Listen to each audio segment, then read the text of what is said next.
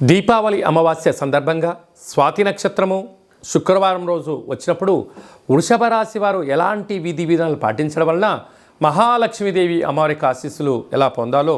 ఈ వీడియోలో సవివరంగా సంపూర్ణంగా క్లుప్తంగా తెలుసుకుందాం. వృషభ రాశిలో ఏ ఏ నక్షత్రాలు వస్తాయనగా కృతికా నక్షత్రంలోని 2, 3, 4 పాదాలు, రోహిణీ నక్షత్రంలోని 4 పాదాలు, మృగశిర నక్షత్రంలోని 1, 2 పాదములు కలిపితే వృషభ రాశి. అలాగా చాలామందికి పుట్టినటువంటి కాల సమయంలో డేట్ ఆఫ్ బర్త్లో లేనటువంటి వారికి పేరు యొక్క మొదటి అక్షరాన్ని అనుసరిస్తూ ఆ రాశిని తెలుసుకునే ప్రయత్నం చేద్దాం. ఈ, ఉ, ఏ, ఓ, వా, వి, ఉ, వే, ఓ అక్షరాల వారందరూ కూడా వృషభ రాశి జాతకులే. వృషభ రాశి యొక్క అధిపతి శుక్ర భగవానుడు. వీరికి రాశిలోనే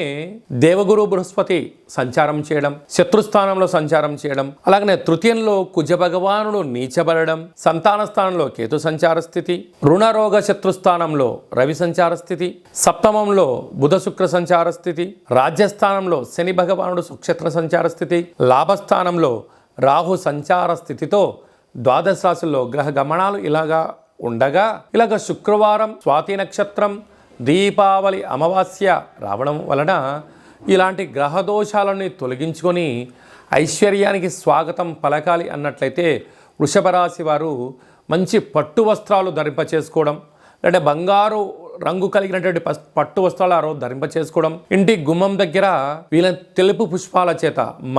మల్లెలతో కానీ తెల్ల గులాబీల చేత కానీ అలంకరించుకోవడం, ఒక తెల్లటి కూష్మాండాన్ని ఇంటికి దిష్టి తీసి పగలగొట్టడం, అలాగనే గోమతి చక్రాలకు లక్ష్మీ గవ్వలతో పంచామృతాలతో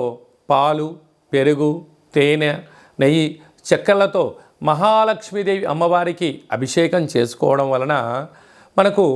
వృషభ రాశి వారికి విపరీతమైన రాజయోగం మీ సొంతమవుతుందని చెప్పి గమనించాలి.